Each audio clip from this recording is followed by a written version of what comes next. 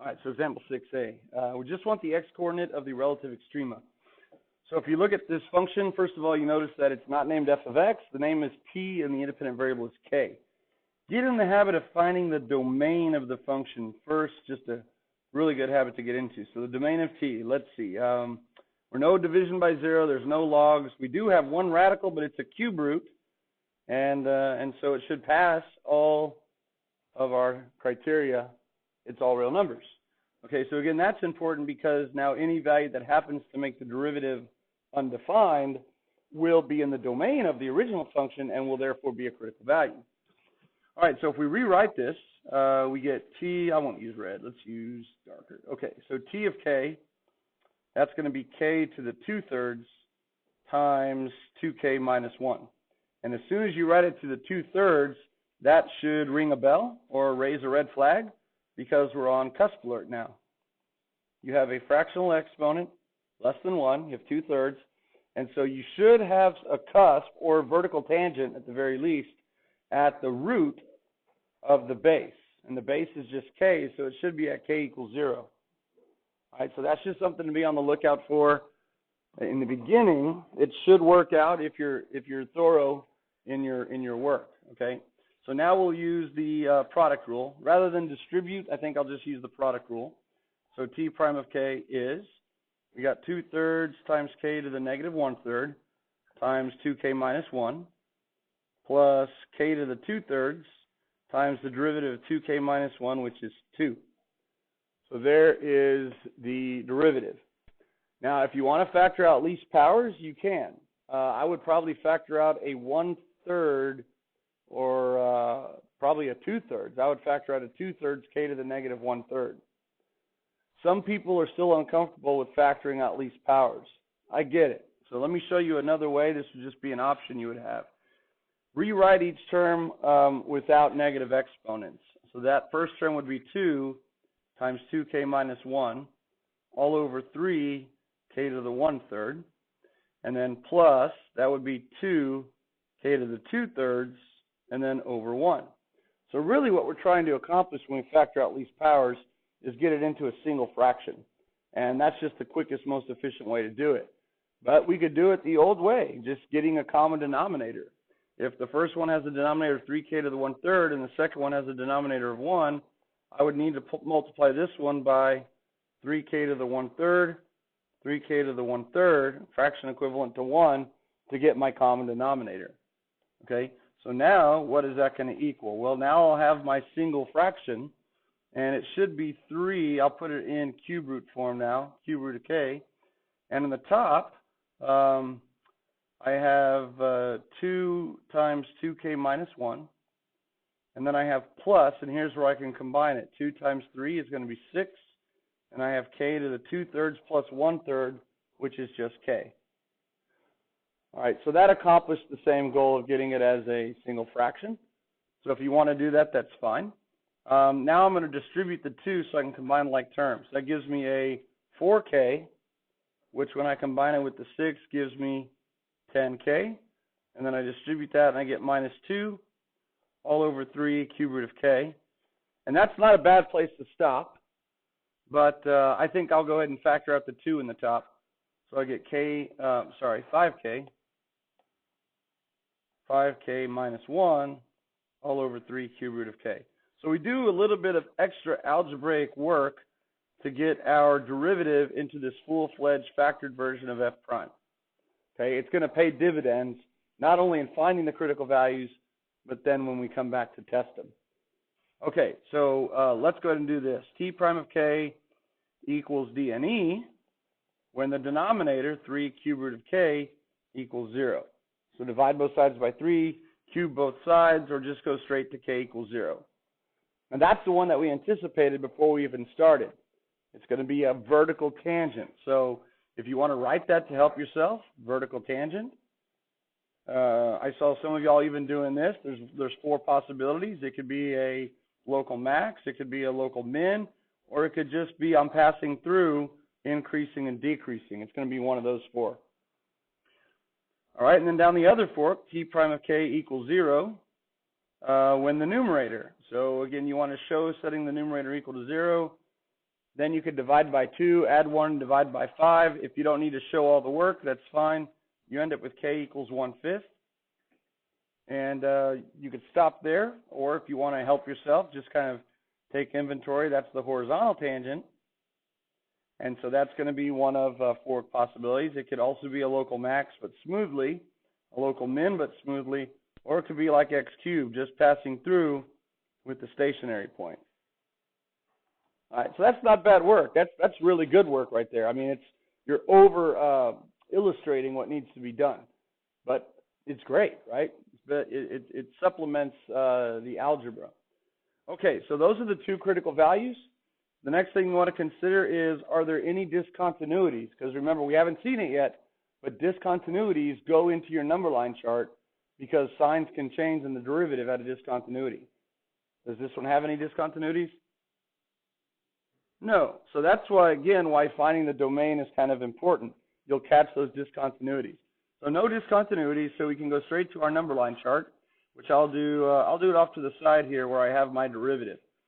So I have k values and I have t prime values, and I have 0, and I have 1/5. So now I get to pick any values I want. I'll choose -1. I saw some of y'all choose 1/10. I like that. That's good. And then I'll choose 1 right there. Make it easy on yourself. And now we're plugging back into this right here. And we do have to plug it into the numerator and denominator. You don't have to worry about the 2 and the 3 because they're both positive. But it's mainly the variable part. So if you plug in a -1 into the parentheses, you're going to get -5 minus 1. That's -6 times 2 is still negative.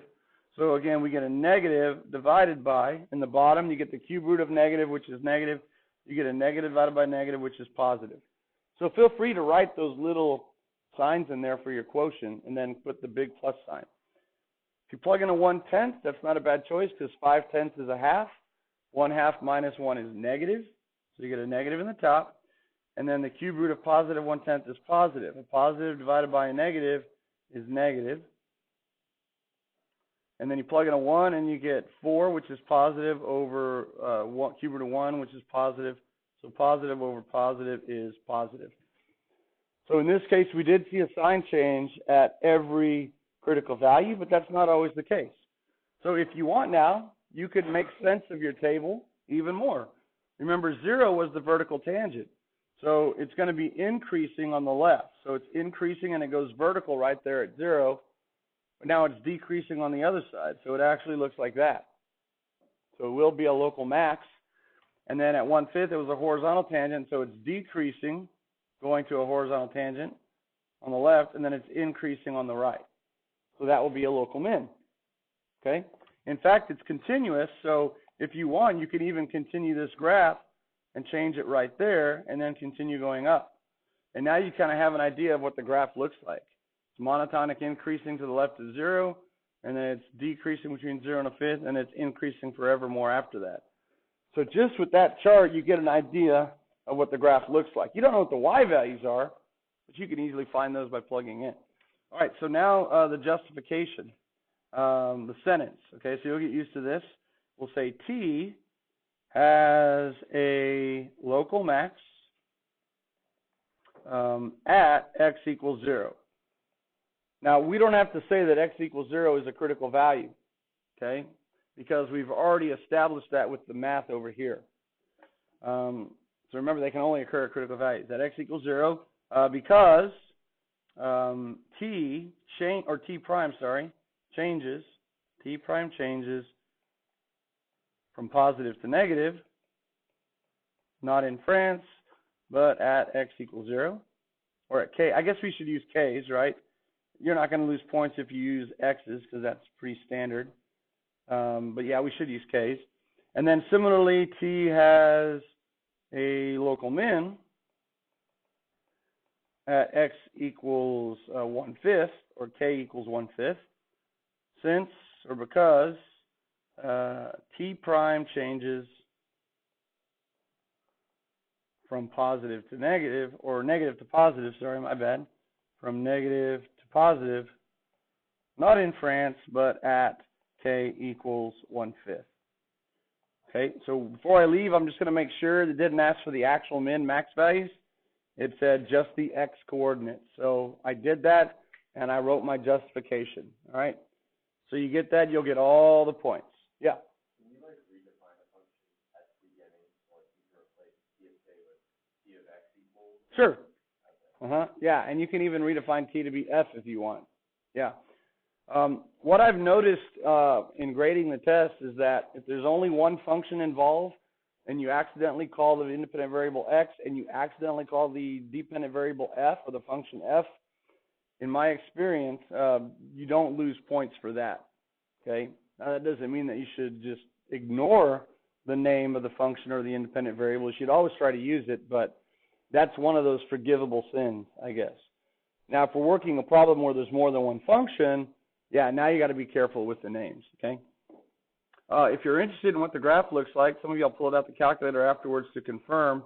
That's not a bad idea. If you hit zoom 6, you're really not going to see the local behavior at 1/5. It's going to look kind of like the x cubed graph. So if you zoom in, number 2, or zoom box, zoom in works. If I just scroll to the right a little bit, maybe somewhere in between 0 and 1, and hit enter, that should be enough to see it. So now you see the cusp at the origin. It turns out the y value was 0, and then you see the local minimum at 1/5.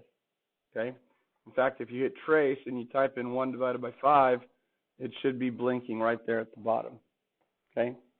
So there you go. We did it by analysis. We didn't need the graph. All right, comments or questions on that fella? All right, let's do the next one together.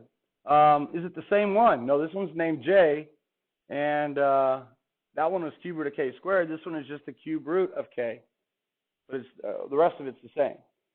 All right, so going through it together, what's the domain of J? Should be all real numbers again, yeah. So we need to rewrite it. J of k is k to the 1/3 times 2k minus 1. Instead of distributing, I'll just take the derivative using the product rule because I'll need to use it anyway. So I get 1/3 k to the negative 2/3 times 2k minus 1 goes along for the ride, plus k to the 1/3 times the derivative 2k minus 1 is 2. All right, so on this one, I think I will factor out least powers, just to give you that other option. So I haven't set it equal to 0 yet, so I'm going to keep writing j prime of k. You always want to factor out the common factor of the number. In the previous one, they both had a 2. This one doesn't have a 2 that's common, but you do want to factor out the LCM of any denominators that they have. So I'm going to factor out a 1/3, and then I'm going to factor out a k to the negative 2/3, which is the smaller of the two exponents on k. All right, so what am I left with? I pull out the 1/3, it's gone. I pull out the k to the negative 2/3, it's gone, and I'm just left with 2k minus 1. And then in the second term, the 2 is still there. But what do I get when I factor out a 1/3 from a 2? 6, right. That's like 2 divided by 1/3, which is the same as 2 times its reciprocal. I end up with 6. And a real quick redistribution will show that. And then I'm left with k to the 1/3 minus negative 2/3, which is really 3/3 or 1 again. Yeah? So we get that. And now we can go straight to our final answer. You can combine like terms. So 6k plus 2k, that's 8k, minus 1, that's the numerator. And the 1/3 puts the 3 in the bottom. And now it's k to the negative 2/3, so that's the cube root of k squared. Now, I didn't do this, but we were also on cusp alert here in the beginning, weren't we? We had a fractional exponent less than 1, so we should have had like a cusp or a vertical tangent at k equals 0 again. But if you hadn't considered that, as long as you're thorough in your analysis, you'll find it.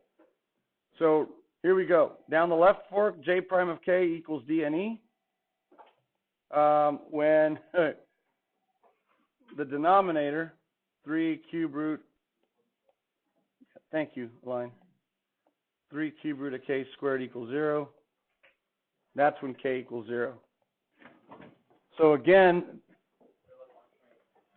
oh, okay. See you, Philip. Thank you, Aline. All right, so you show that you're setting the denominator equals 0, the entire thing. And then from there, you don't need to show all the algebraic steps. You just, k is equal to 0. So again, I'm not going to put all the little extra stuff there. but that's going to be your vertical tangent. So it's either going to be, again, one of those four things. Over here, we'll say j prime of k equals 0. That's when the numerator is equal to 0. Show that. And then you don't have to show any algebra. You could just say k equals, turns out to be an 8. And, of course, that's going to be your horizontal tangent. So that's going to end up looking like one of these four things. But you don't have to draw it. So that would be the bare minimum right there to show.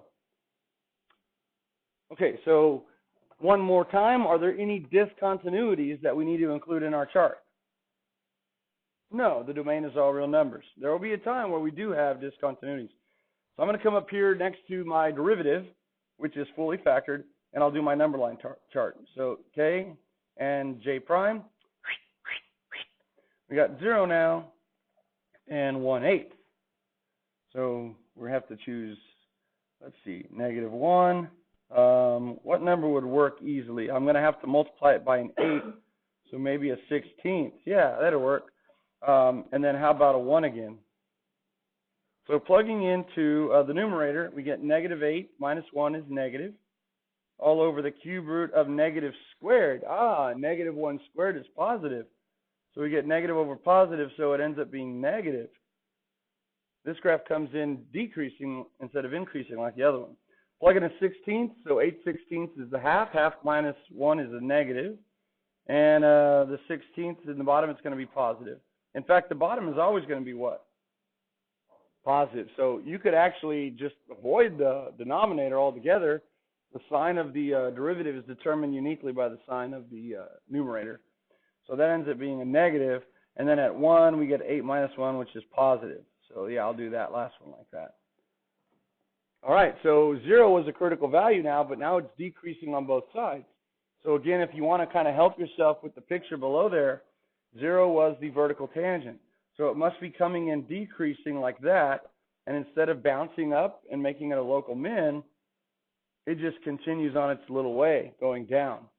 And now when we get to 1/8, which I'll line it up here, it goes with a horizontal tangent, and it looks like that. So there's kind of what that graph looks like.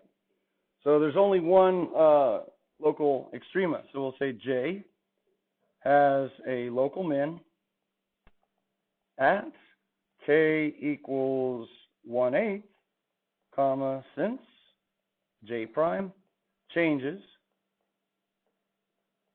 from negative to positive, not in France, but at k equals 1/8.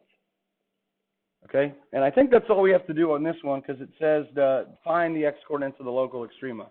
But let's go ahead and go one step further and practice for the other type of question, which would be worded at each critical value, determine if the function j has a local maximum, a local minimum, or neither. Okay, so now we would certainly say that again, but we would have to address the other critical value.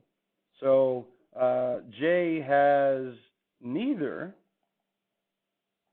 a local max nor a local min. It's one of the few times you get to use nor, right? It's kind of fun. At k equals 0, comma, because, or since, j prime is negative, and what did we say yesterday? Did we say on both sides? On either or either side, right? That kind of implies the immediacy again. On either side of k equals 0. Yeah. If you want to even extend that further, you could say j prime is negative immediately to the left of k equals 0 and immediately to the right. Okay, but that's a little bit more writing. So that should suffice on either side. Okay, so if we had time, I think the bell's going to ring. If you graph this one, I think we have time. I think we got 2 minutes.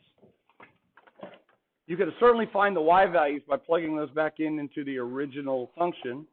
But really all we have to do is come up here and change the 2 to a 1. Change that to a 1 and then hit graph. Wowza. Does your calculator like graphing vertical lines? Not really, no, because if you go to your mode, it's in function mode. And it knows that functions have to pass the vertical line test. So your calculator does not like graphing vertical lines. So let's see if we could stretch it out just a little bit more horizontally. Let's go from -1 to 1 and see what that does. That's a little bit better. At least it kind of connected it. But it still then passes through the origin there. So you can kind of see that simply changing one number in an equation that looked very, very similar changes your outcome. All right, so that's one of the reasons we did these. The other reason to do these is to realize that you're going to be on cusp alert, which is really vertical tangent alert when you have a fractional exponent less than 1. It's just more fun to say cusp alert than it is to say vertical tangent alert, right? Yeah. I guess we could say vert alert. Have a decent, if not better, lunch. Flavor ices are waiting for you upon your